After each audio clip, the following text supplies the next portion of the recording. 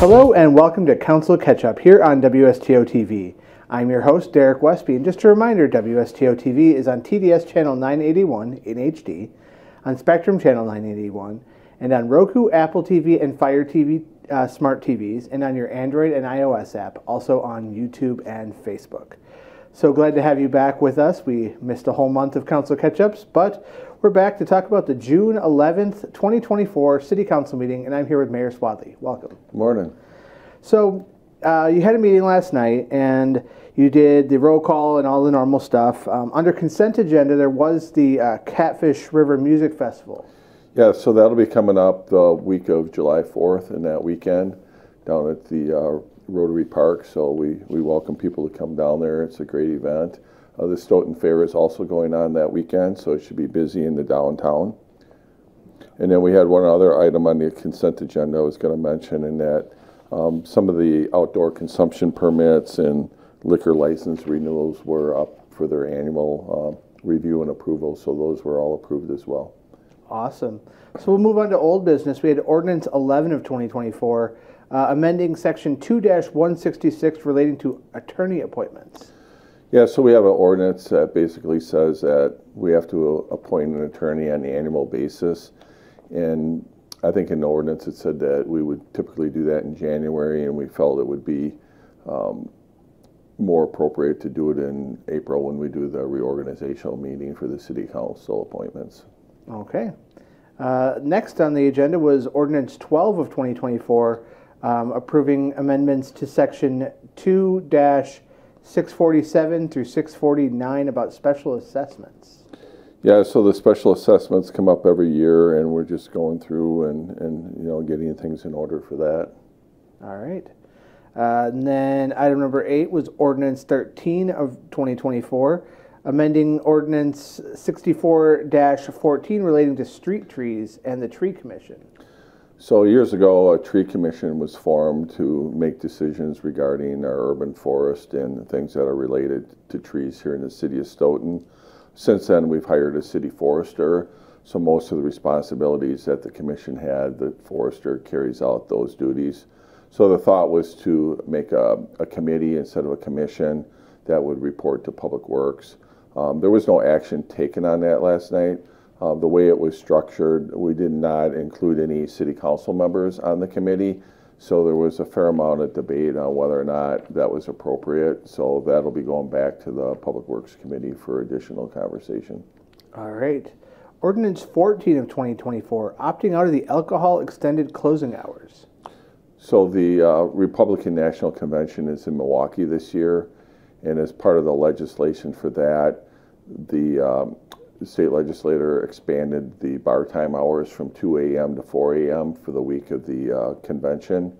And not only in the area of Milwaukee, but adjoining counties, all the way from Jefferson to Columbia and Dane County. And the city of Stoughton has chosen to opt out. We don't really believe that there's going to be people that are going to be coming back to Stoughton after the convention that, will want to be in an establishment till 4 in the morning. And even if they did, we don't believe that's really a good idea. We don't have the public transportation they would want to get home anyway at that late night. And most of the establishments wouldn't be serving food that late anyway. So we just decided to opt out so we don't have to worry about the enforcement. All right. Under new business, item number 10, Resolution 89 of 2024 to amend the adopted budget for Park Development Fund. Yeah, so when they were going through the budget, they noticed that they didn't have monies allocated for some equipment that we're going to put at Eggleston's Park. And we have all the impact fees collected now. The impact fees are collected when the building permits are pulled. So all the building permits have been pulled now. The last one was for the second apartment unit there on the 51. So we have all the money that we would need to purchase the equipment. All right. Item number 11 was Resolution 90, amending and restating an agreement to undertake development in TID 6. So you might recall that part of the negotiation with Emmy Roth related to TIF funds was the city agreed to provide some funding for Emmy Roth, who installs solar panels on their roof. They're ready to begin that work, And the way it worked out financially, there was like a month gap from when they wanted to start the work for when they would be able to receive the money. And as it worked out, the money that we're borrowing to reimburse them is going to be coming in mid-July. So we're going to go ahead and start making payments as the work is being completed.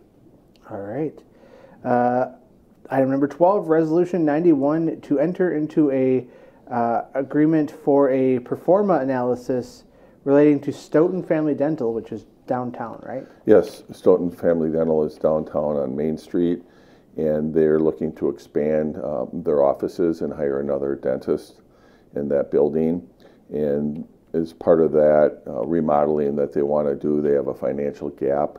And recently we established a new TID 10 in the downtown district. So they're looking at having some TIF revenue available to help them close that gap. And as part of our procedures, we always have our financial consultants, Ellers, do a review, make sure that, but for the TIF money, they won't be able to do the project. And then we typically enter into a cost reimbursement agreement. And what that does is it basically has the business owner pays for the work that Ellers is going to do on behalf of the city. All right. And Resolution 92 of 2024, discontinuing a right-of-way subject to conditions. Yeah, so down on Cooper's Causeway and Ridge Street there's a property there, IKI property as it's known as, and currently there's a public right-of-way. It's kind of, some of it's paved, some of it's a gravel, and it looks kind of like a trail or a road that goes through the edge of the woods there between their parking lot. And the idea is they want to develop that land, and we would do a land swap. So we would let them, we'd vacate that road there so they could build using that as kind of their setback line. And then in return, the city would gain land down by Cooper's Causeway so we could extend the sidewalk and trail system, as well as the land across Cooper's Causeway that is adjacent to the river and the wetland there. All right. And the last item on the agenda was an agreement to impose a restrictive covenant on the North Municipal Lot.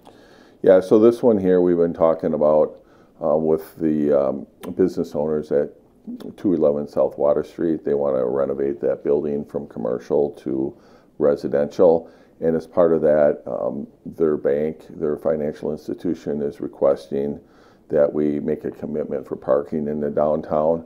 So initially we discussed possibly leasing out some parking spots. Now we're looking at entering into an agreement on a deed restriction for the parking lot, which would not only benefit the rental, the business owners that are renting the property, but the rest of the business owners and residents that live in the downtown. So I would anticipate the city attorney will draft the language based on our closed session discussion, and that would be part of the developer's agreement that we'll be approving at a later date. All right. That was all we had for the June 11th, 2024 City Council meeting. We'll see you next time on Council Catch Up.